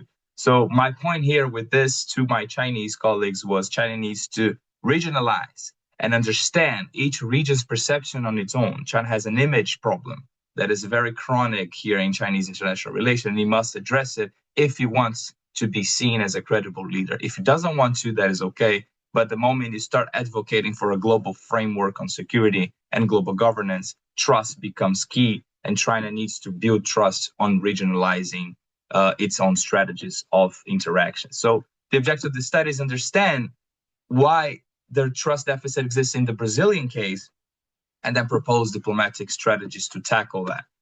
So why Brazil? Basically, of course, the biggest country and economy in Latin America. There's a high economic interdependence with China, and there's a notable gap between economic and security cooperation. So Brazil-China security cooperation is still very much low.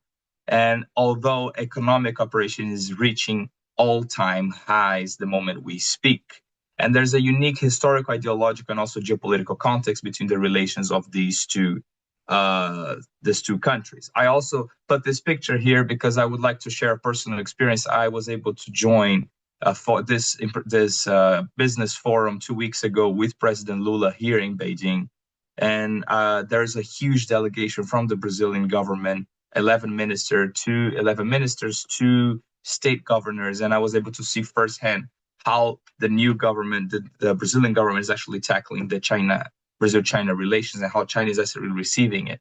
So I think it's interesting to understand what are the dynamics and the current strategies are. The historical context of Brazil-China relations I will skip because my colleagues already touched on it. So basically we have a relation established during the military dictatorship. They went up on Lula's first 2 terms, a little bit down during Bolsonaro, and I'll back up again. I will skip the details because my colleagues already talked about it.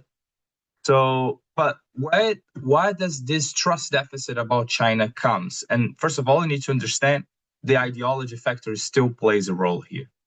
So this anti-communist sentiment of parts of Brazilian society and parts of the economic elite still persists to this day. When we have a president like Jair Bolsonaro last mandate, of course, it doesn't help. And we have conservative media and social networks that also play a big role in amplifying. So the first root of mistrust towards China when it comes to Brazil is ideology. This might seem a little bit easy, very easy and obvious to understand from Brazilians and other people from Latin America, but from the Chinese perspective, it's not obvious at all. China deals with ideology nowadays in a very different way than Latin America does. If you ask a Chinese scholar, if he's left wing, right wing, he's going to have a very hard time answering you because China doesn't think like this anymore.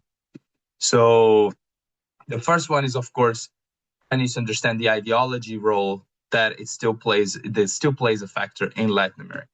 The second part is, of course, the geopolitical consideration. Again, all of you already talked about it. Brazil's strategic autonomy in trying to balance between the US and China, which is not always easy. And again, it really depends on who is the president in Brazil, on how that is going to be done. But what is very obvious to me here and very apparent is that both forces play a huge role. Even with a highly pro-China president like Lula, he is still very cautious in taking all the steps that he might want to take, right? So when we come to the BRI, for example, the Belt and Road Initiative, even again, a president like Lula was not able to sign and formally join the BRI. And again, there's considerations inside Brazil, there's considerations about American influence in here, but just the fact that a president like Lula wasn't able to go all into the China relation, it just proves that the balance between US and China is something very, very present. And basically, on all my discussions through the Chamber of Commerce with the staff at the Brazilian embassy here in Beijing, this is something they actually care a lot about. There's a lot of caution on how to communicate, which events to join, what to say, what not to say. And this is being done in a very precise and cautious and constant manner.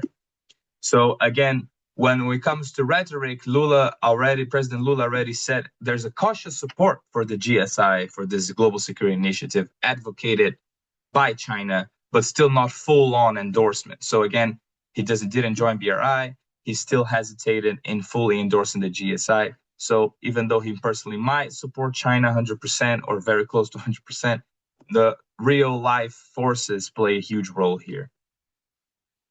And also, there's a trust deficit in practice, right? Why we have this ideology factor and this geopolitical factor, and this reflects on the nature of the economic relations between Brazil and China, which are still highly economic and very few initiatives touch upon the security issue. So we do have an economic cooperation that is very high level. And for example, in 2024, we had joint military exercises. The Brazil invited both US and China. And Brazil before joined military exercises under the IBSA umbrella, which is Brazil, India, and South Africa. So basically BRICS without China and Russia. So for my conclusion to this, and again, my colleagues are much more educated in Brazilian politics and history than I am, but my impression is Brazil is willing to engage in military and joint, for example, military cooperation initiatives. However, when it comes to the big powers, it has to be very cautious. So if the big powers are not involved, like the IBSA one, India, Brazil, South Africa, which hasn't been used in a few years, but it was a bit active for a while in the beginning of the last decade, Brazil was very willing to engage, and it engaged very actively. However, after that, it sort of stopped. So this demonstrates Brazil intends to balance relations between the major powers, although it's very willing to be more proactive when the major powers are not directly involved. My recommendation here is basically that Brazil-China relation, they need to go beyond the economic cooperation level. It has to go beyond that. Although we might not be able to touch on the defense part, the military affairs, parts of any relationship, but for example, there are other forms of dialogue can be created. Professor Henrique already mentioned COSBAN, for example, which was the first one of them. However, nowadays we have many, many others being created. So, for example, regular high-level security dialogues at the ministerial level can help a lot with building this trust through transparent communication. Again, one thing that I've experienced firsthand, this cultural disparity plays a huge role in creating misunderstandings between countries as different as Brazil and China. So this has to be done, and this is a line that has to be tread very, very carefully. The other thing that China is already doing very successfully is a strategic outreach to conservative and business elites in Brazil. So, for example, China just is about to implement a visa-free policy to Brazilian citizens starting June 1st. So from June, and together with Chile, Argentina, Uruguay, and Peru, if I'm not mistaken. Basically, from next month on, Brazilians are entitled to come to China visa-free for 30 days for business and tourist purposes. This is already a very directed policy towards the Brazilian elites that is traditionally anti-China, because most of the Brazilian population, of course, won't travel to the other side of the planet to come to China. Only people with better economic conditions will probably do it. So this visa-free policy helps in engaging this business elites. And me personally, I'm already seeing a very visible increase in Brazilians coming to China and Chinese going to Brazil as well. So stronger collaboration mainstream Brazilian media is also very much necessary.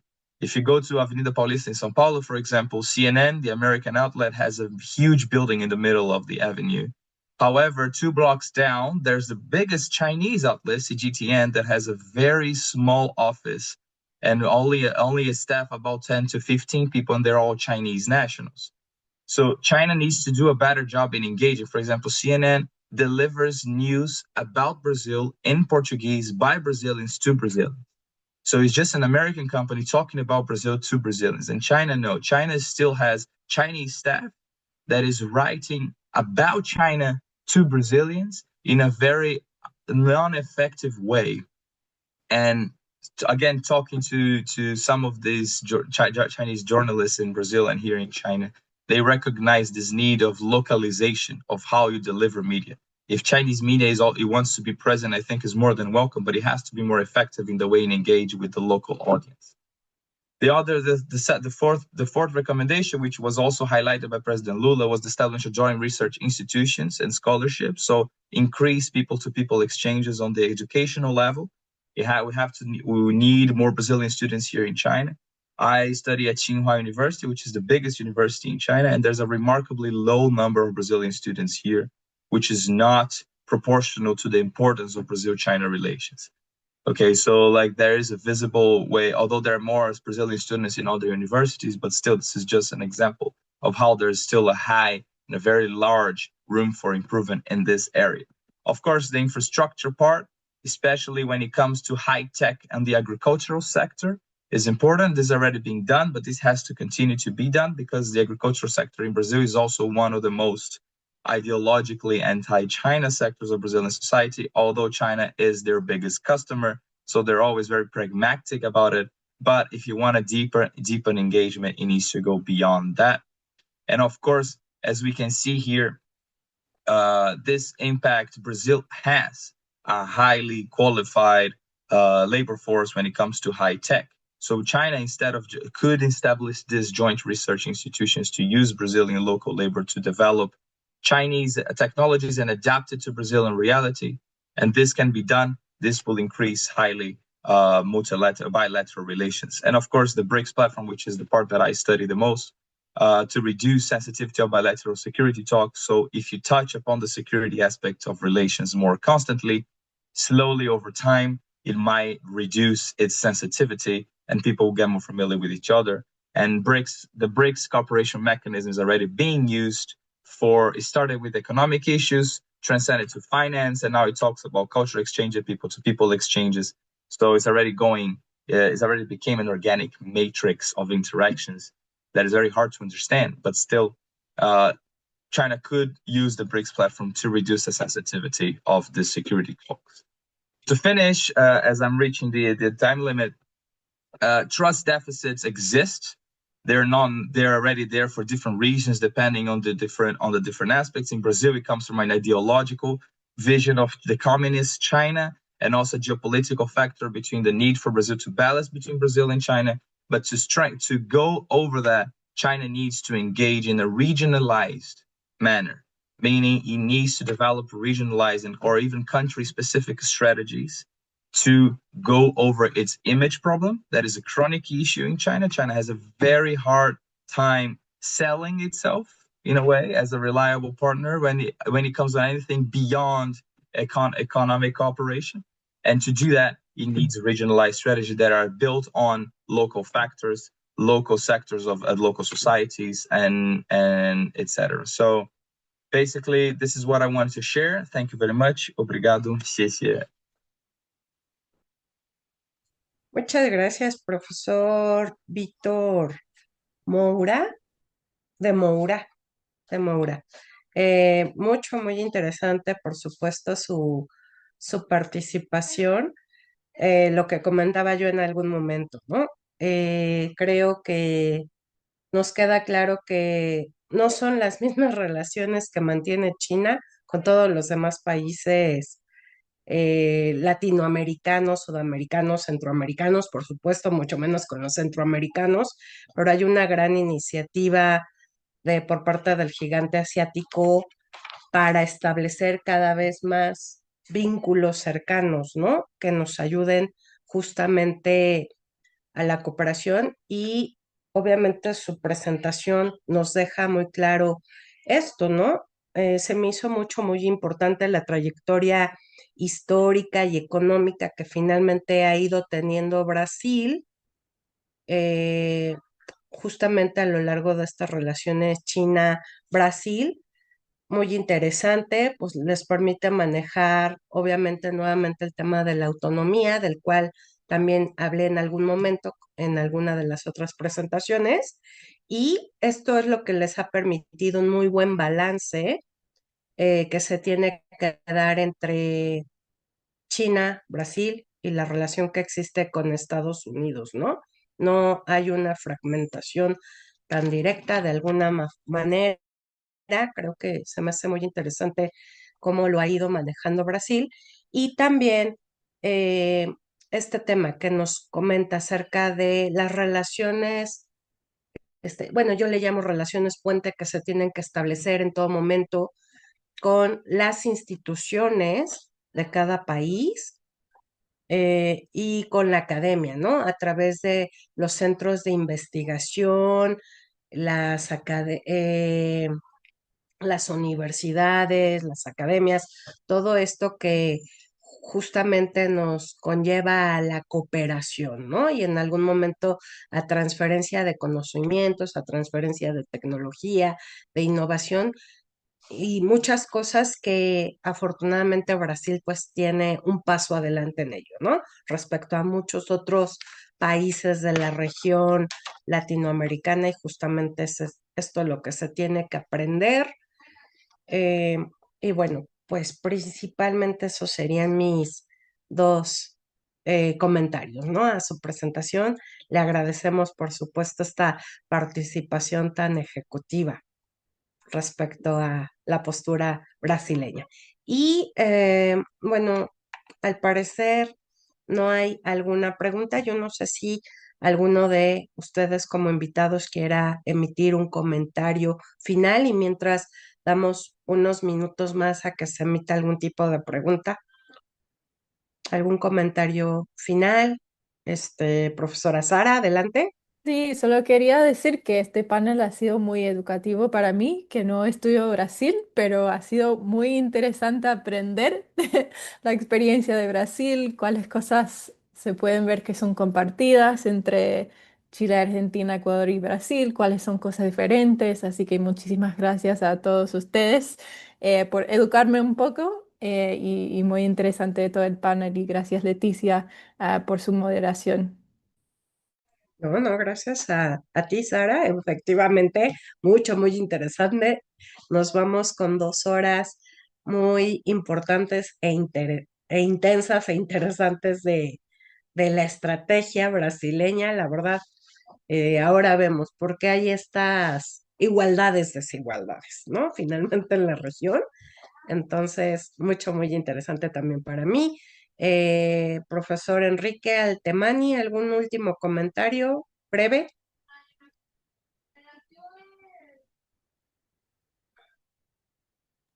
Está mutado. Su micrófono, profesor.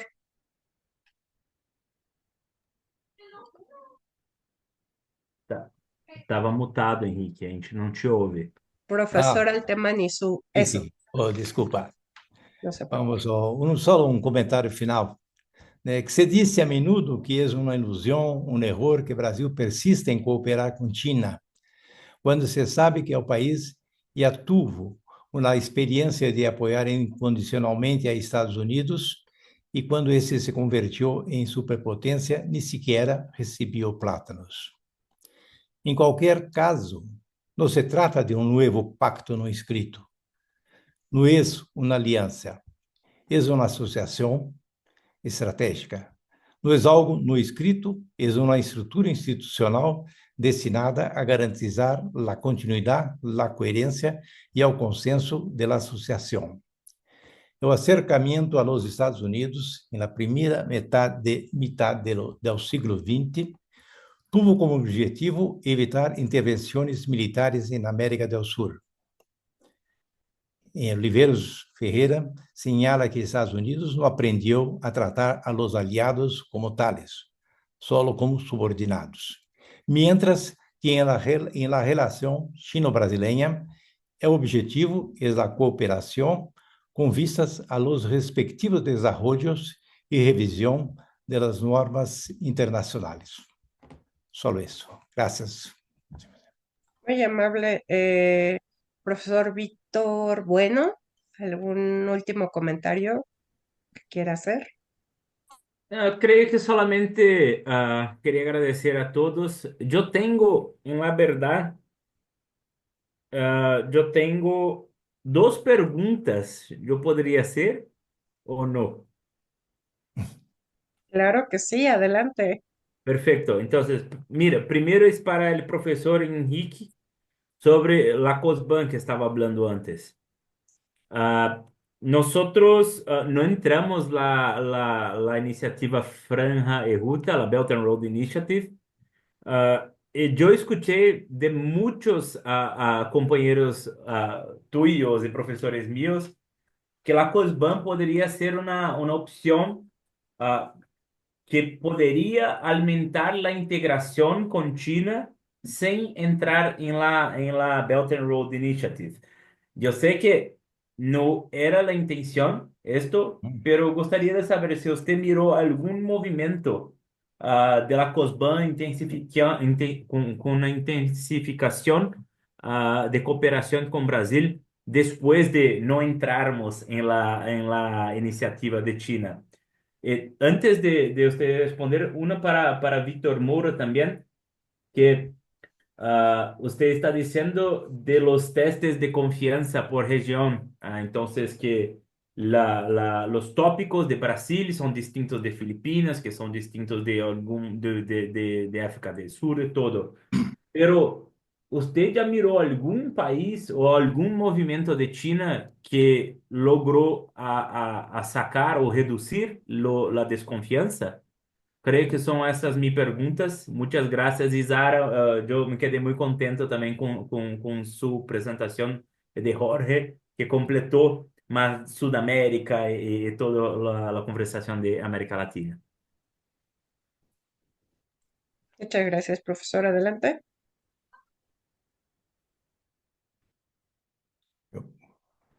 ¿Yo puedo responder? Sí. No, yo estoy de acuerdo con Víctor, que yo creo que la COSBAN es una apuesta brasileña, que también es una apuesta china, que privilegia la burocracia. y privilegia las instituciones. De esta forma, yo creo que Brasil tiene interés en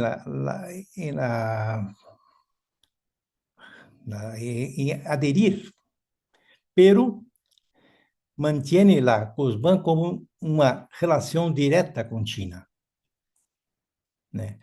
Aderir à ruta significaria uma possibilidade de ampliar a dependência brasileira em relação à China.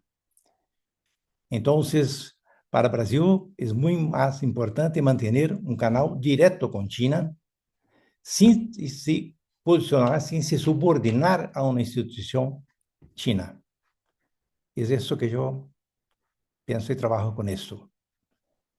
Queremos, sim, manter totalmente a nossa autonomia, assim como China também almeja isto. Gracias. Gracias, profesor. Para mi pregunta, primeramente un comentario sobre la COSPAN. Ahora está ocurriendo algo en el gobierno brasileño que es como una disputa, ¿cómo se dice? Es una disputa interna porque la COSPAN ahora tiene como un monopolio de las relaciones. Entonces, toda la relación Brasil y China tiene que hacer la COSPAN en el centro, que no necesariamente es la mejor manera de hacer las cosas, y eso está ahora con la ascensión de la APEX, por ejemplo, que es en el Ministerio de Industria y Comercio, está haciendo algo como una disputa. Brasil y China es una relación internacional que está tornándose de forma gradual un campo de batalla en las instituciones internas brasileñas. ¿Quién está a frente? Ahora en el evento que yo participé del presidente Lula, Itamaraty, en la embajada brasileña en Pekín, no participó de la organización del evento. Todo el evento fue hecho por el Ministerio de Comercio.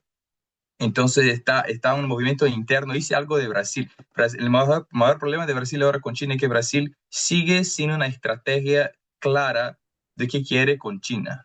Entonces China tiene una visión muy clara de que Brasil es un parcero, es un partner muy estratégico geopolítico en Latinoamérica, es un partner muy estratégico cuando se dice con la seguridad alimentar. En todos los otros campos, las inversiones, China ahora necesita nuevos mercados afuera de sus fronteras para que sus compañías puedan expandir. Brasil es como uno de los mayores mercados del mundo, entonces como una opción muy obvia. Pero Brasil sigue siendo una estrategia. Con relación a su pregunta sobre un success case, un caso, un ejemplo de suceso de China afuera, yo tengo una experiencia muy rica con Etiopía. Yo fui a Etiopía muchas veces para pesquisar, para research. Etiopía es un país ahora que tiene una relación con China muy, muy profunda. La presencia china en Etiopía está en todos los segmentos en los sectores de la sociedad. No podemos ver compañías chinas en Addis Ababa, en la capital de Etiopía. Los etíopes medios tienen una visión muy, muy positiva de China, no solo por las inversiones, pero por la integración de estas compañías y la presencia china en la sociedad etíope. Entonces, otro ejemplo por cuestiones geopolíticas, claro, es Pakistán. Entonces, la integración china en la sociedad de Pakistán también es algo muy claro. Claro que ahí tenemos el componente geopolítico en la disputa con India, en lo que sea, pero también es un ejemplo de una relación que fue creada después de forma muy positiva con algunos países de la Asia Central, Tayikistán, Kirguistán no tanto, pero Uzbekistán, Tayikistán demasiado bien. Y también parceros como Indonesia, por ejemplo. China tiene... además de las inversiones, China ha creado centros de entrenamiento y de capacitación para los locales, como es una iniciativa called Luban Gongfang, which is la traducción es como workshop, pero es para entrenamiento profesionales. En estas iniciativas, en diferentes niveles, como que en Etiopía está a un nivel más aprofundado, en otros países menos, pero esto es una ayuda. En Brasil es como muy incipiente. Víctor tiene razón, no tenemos un gran ejemplo de suceso. Quizás Rusia ahora, no sé si se puede entrar en este ejemplo, pero es más complejo que eso, pero no hay un ejemplo. Todos los países son más pequeños, eso es verdad. En este el desafío que China tiene ahora, cómo adentrar de forma más amigable en una sociedad más compleja como la brasileña, y hacer y cambiar la imagen que los brasileños tienen de China en otros países también. Pero hay ejemplos de suceso, pero no en la escala que es Brasil, por eso. Gracias. Gracias. Muchas gracias, profesores. Muy, muy bien. El profesor Jorge Ribeiro, adelante, con su último Ah, comentario. Me gustaría reforzar algunas de las conclusiones preliminares de mi investigación que no tuve tiempo de mencionar anteriormente y que considero muy importantes. Lo que he observado al estudiar el caso sino-chileno es una trayectoria de continuidad. Todos los acuerdos, iniciativas, negocios que se firman bajo un determinado gobierno se cumplen y se mantienen en el gobierno siguiente. Hay un hilo de continuidad y una reciprocidad institucional muy marcados entre Chile y China, y esto se debe en gran parte a que Chile posee una burocracia ministerial altamente especializada y profesional, además de una asesoría presidencial muy cualificada, y no podemos olvidar que en la región sudamericana Chile es un país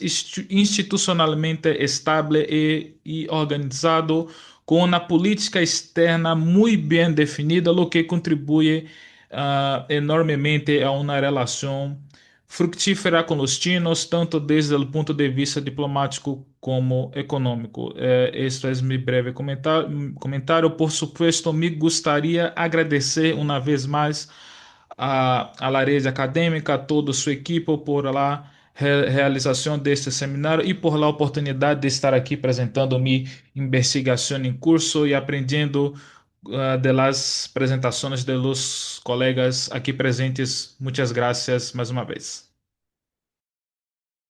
Muchas gracias, profesor Ribeiro. ¿Y algún último comentario, profesor Víctor Moura? No, creo que no. Gracias por la oportunidad. Como dice en el comienzo, es que es muy importante esta integración y que haya más latinos estudiando a China. Los chinos en Brasil, este es muy importante. Si algo que está muy claro para mí es que las relaciones ahora necesitan avanzar para más adelante de la cooperación económica.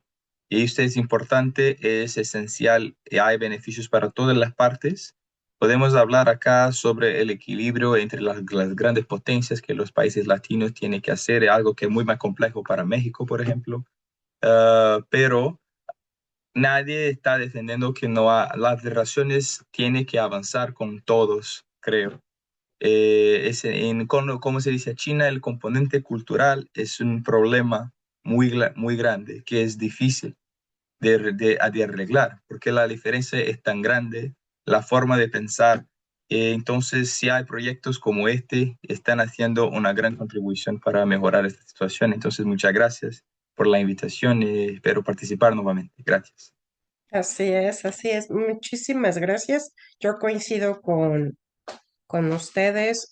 Creo que desafortunadamente geopolíticamente hablando no nos ayuda mucho. Obviamente la cercanía que con China, sí, ah, hay obviamente ahora países africanos que se están viendo mucho más beneficiados por el ejemplo que ponía el profesor Moura sobre Etiopía y así muchos otros países africanos, obviamente los asiáticos, los europeos, muy beneficiados a raíz de estas relaciones pues cada vez más fructíferas con China, pero geográficamente hablando no nos ayuda mucho a nosotros, América Latina, pero hay obviamente pues muy buenos esfuerzos en estos últimos años, ¿no? Y el ejemplo ha sido Brasil. Entonces, pues yo nuevamente agradezco mucho, mucho sus participaciones. Esperemos que puedan seguirnos acompañando a todas las demás sesiones que vaya a haber el día de mañana y pasado mañana en el contexto del Seminario Internacional y por supuesto en una siguiente emisión y versión para el próximo año con nuevos conocimientos. Muchas gracias. Muchas gracias a todos y muy buenas tardes. Gracias, chao. Hasta luego, mucho gusto. Hasta luego. Gracias, hasta luego. Hasta luego, profesor.